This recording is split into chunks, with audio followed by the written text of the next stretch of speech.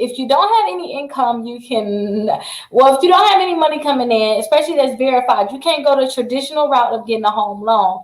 You're going to most likely have to use your credit, and you'll have to build up your credit and use your credit cards and loans, and you can buy like cheaper property, fix them up. You can go that route, but a lot of times you are not going to be able to get that home loan. You have to have some type of income. And a lot of people that's self-employed, if you're self-employed out there, think about this. They have a loan out there right now where all they're going to need is just to see the deposits from your bank account from the last year. So they're going to look at the deposits from your bank account for the last year, and they're going to give you a loan based off of that.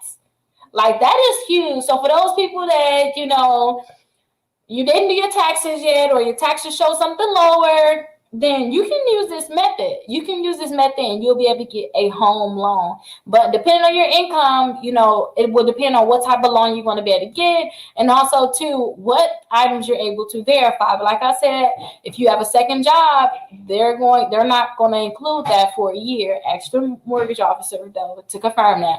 But if you are self-employed, then they also have that loan program where they can go ahead and use your bank statements from the last, their bank deposits from the last 12 months of last year.